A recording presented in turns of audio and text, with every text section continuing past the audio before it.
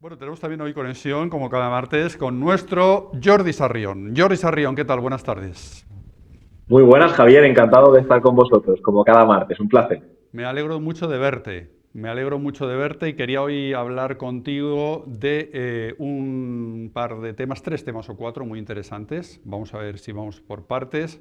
En primer lugar, la Casa Blanca. El tema de la deportación, las deportaciones y la banalización de las deportaciones que se están llevando a cabo desde la Casa Blanca. Para situarnos y para que nuestra audiencia se sitúe, Jordi, cuando hablamos de deportaciones, ¿de qué estamos hablando? ¿A quién se está deportando? ¿Y por qué? ¿Y por qué se está banalizando todo este asunto desde la administración norteamericana?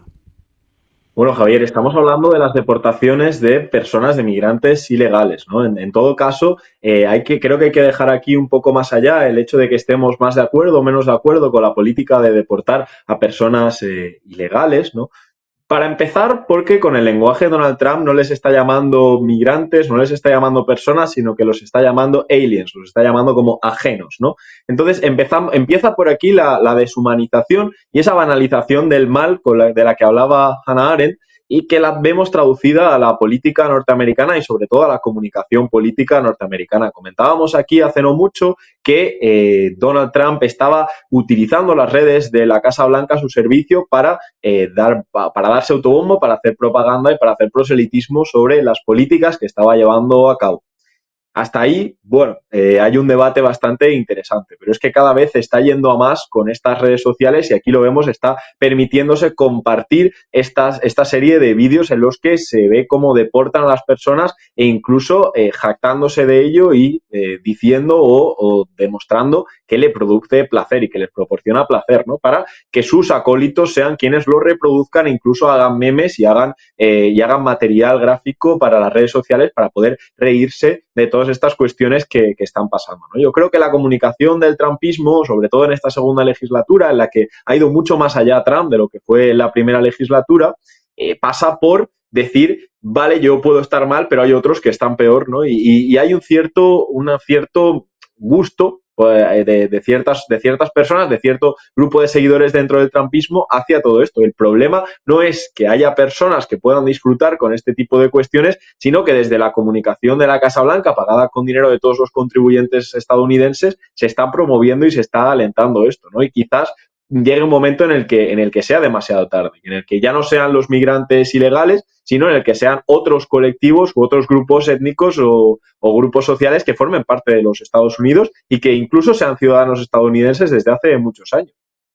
Tenemos otro tema que también nos ha llamado mucho la atención, Jordi, que es la última encuesta de 40DB sobre el futuro de la Unión Europea, en un momento especialmente importante en el que el tablero internacional está totalmente patas arriba, en el que la Unión Europea está en la obligación de reposicionarse en el mundo si queremos, digamos, seguir por nuestro camino europeo y seguir profundizando por ahí. Hay que mover pieza y esta encuesta señala varias cuestiones interesantes como a quién se percibe, por ejemplo, como enemigo, también qué es lo que habría que hacer, qué estarían dispuestos los ciudadanos europeos a asumir.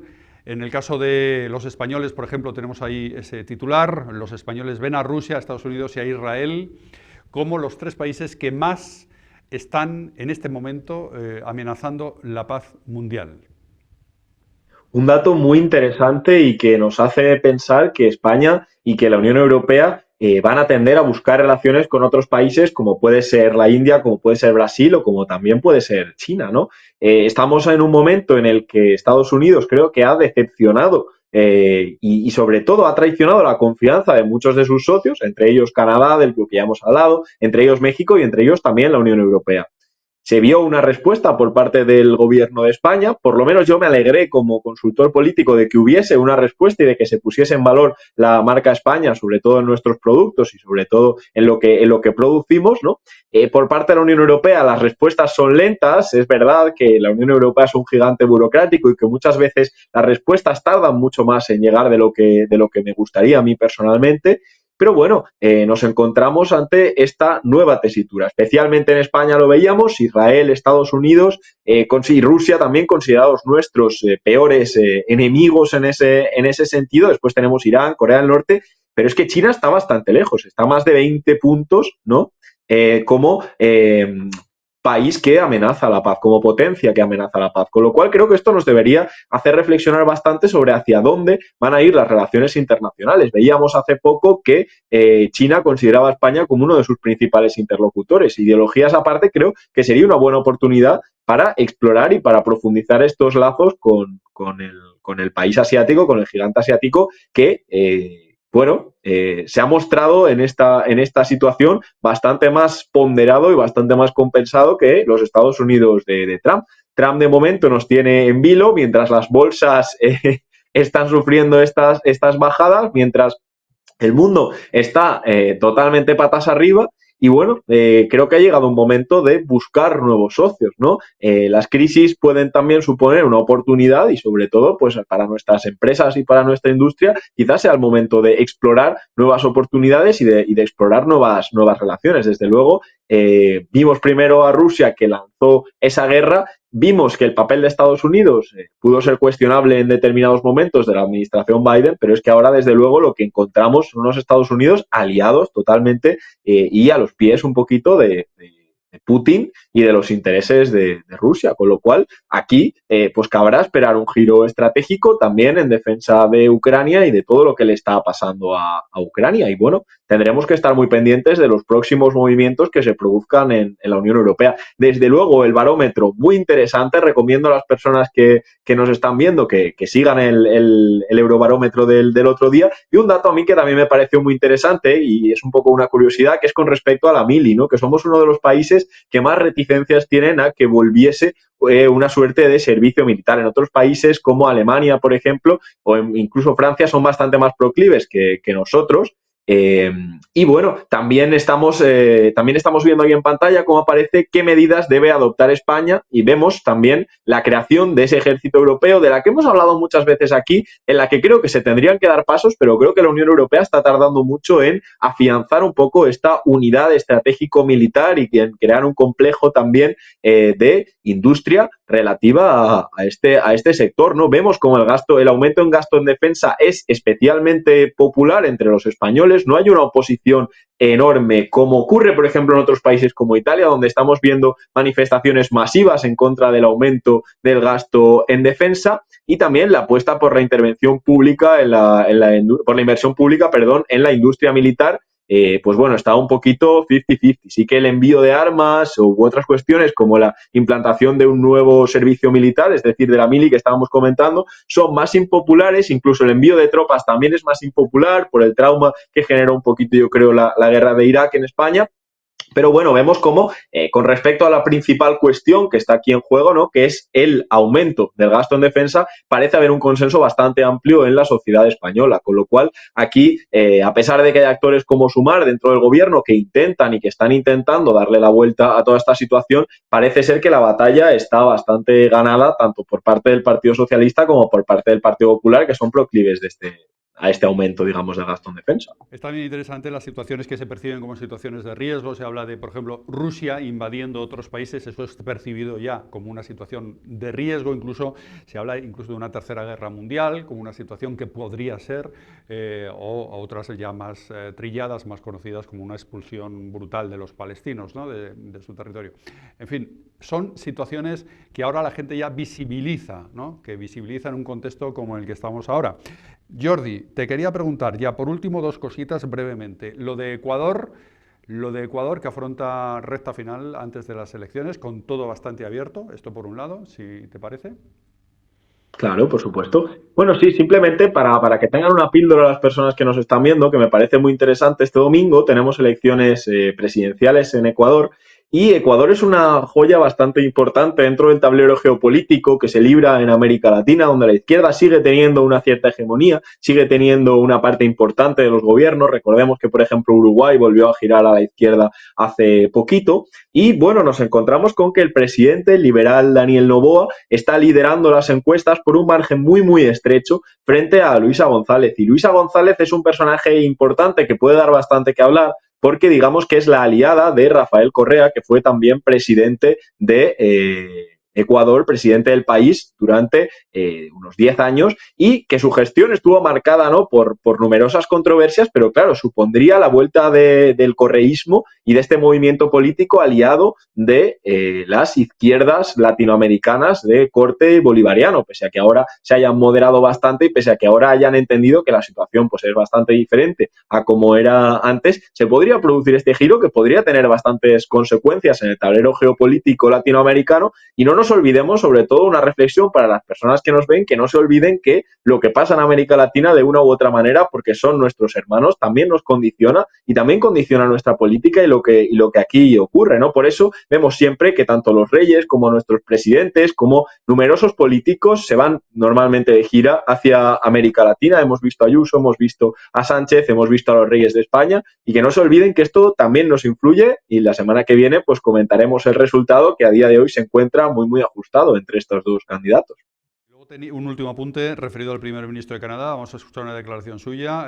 Tú lo colocas como referente de cómo habría que afrontar esta situación y cómo hay políticos que se salen un poco de lo predominante en este momento. Vamos a estar atentos al nuevo primer ministro de Canadá. Escuchen esta declaración. The global economy is fundamentally different today than it was yesterday. The system of global trade anchored on the United States that Canada has relied on since the end of the Second World War, a system that, while not perfect, has helped to deliver prosperity for our country for decades, is over. Our old relationship of steadily deepening integration with the United States is over.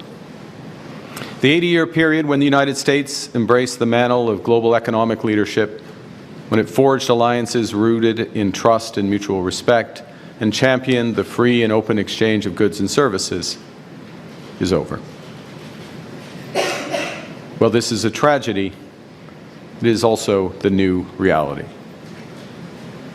We must respond with both purpose and force. We are a free, sovereign, and ambitious country. Bien, Jordi, ¿qué es lo que te ha llamado la atención como contrapunto a lo que estamos viendo de esta declaración del primer ministro canadiense? Bueno, primeramente me choca que, a diferencia de otras potencias que han tenido un discurso similar, como China, que no son países, no son regímenes democráticos, vemos que Canadá es uno de los principales defensores del libre mercado y del liberalismo. De hecho, el actual primer ministro, Mark Carney, es del Partido Liberal de Canadá, poco sospechoso de ser una persona radical o con algún tipo de conflicto ideológico con lo que representan los Estados Unidos, ¿no? Lo estamos viendo decir que el orden económico mundial basado en el libre intercambio de bienes y servicios se ha acabado y que vamos hacia un orden nuevo, ¿no? Con lo cual creo que el hecho de que lo verbalice él y el hecho de que los propios canadienses, que se ven amenazados para convertirse en el Estado 51 de los Estados Unidos, hayan sacado este discurso a la luz y se hayan puesto manos a la obra a construir un discurso alternativo y a defender su propia soberanía, me parece bastante paradigmático del nuevo momento que estamos viviendo. Lo hemos visto de manera similar con México y ahora mismo pues tenemos que esperar una respuesta similar por parte de la Unión Europea. La Unión Europea de momento lo que está intentando es evitar que escalen estos aranceles, intentar decirle a Trump, oye, si no nos los subes, nosotros tampoco te los vamos a subir, pero yo creo que Trump, como un bully que es, como esta persona con esa actitud de primero lo hago y después pregunto, no va a aceptar estas reglas de la Unión Europea y creo que tenemos que empezar a asumir que el mundo ha cambiado, que Estados Unidos nos ha declarado una guerra comercial a todos los europeos y que tendremos que plantear una respuesta seria, rigurosa y contundente que afecte el mínimo posible a nuestra economía y que nos haga el mínimo posible de daño, pero al mismo tiempo que sea suficientemente contundente para igualar la ofensiva por parte de los Estados Unidos, ¿no? Con lo cual ahí nos quedamos con Mark Carney, primer ministro que creo que va a dar mucho que hablar, que la gente se quede con esto, que en un mes aproximadamente estaremos hablando de él y estará saliendo en los informativos nacionales. Y bueno, seguiremos muy pendientes de la actualidad, que cada semana cambia una barbaridad, cambia un montón y que es un placer y un gusto seguirla aquí cada semana en Es Diario. Sarrión, pues muchas gracias, me parece muy interesante este análisis que has hecho de lo que está pasando en el mundo, este análisis de fondo, porque ahora nosotros estamos afrontando este tema urgente de a ver cómo nos liberamos un poco de los aranceles. Estamos en esto de el intercambio, le decimos a Trump en la Unión Europea, oye, mira, te liberamos el whisky bourbon, el arancel al whisky bourbon y tú nos liberas el vino y tal, pero ese no es el tema de fondo. El tema de fondo fondo es que el mundo está cambiando a pasos agigantados y hay que aceptarlo y hay que resituarse en ese nuevo escenario, en ese nuevo mundo que está empezando. Y no nos podemos permitir, como Unión Europea, como último comentario, llegar tarde ante todo esto. Creo que aún estamos a tiempo y que es momento de que nuestros principales líderes y nuestros principales grupos políticos de la Unión Europea se pongan manos a la obra y se pongan a trabajar para una respuesta que esté a la altura. Y es lo que esperamos todos los ciudadanos europeos, yo creo. Bien, Jordi Sarrión, pues muchas gracias, ya te echamos de menos hasta que vuelvas por aquí de nuevo otra vez, como la semana pasada, y que pases muy buena Semana Santa. Que pases muy buena Semana Santa, Jordi. Igualmente, y esperemos, como nos decía el compañero de Sevilla, que puedan procesionar los pasos y que la lluvia nos afecte lo mínimo posible.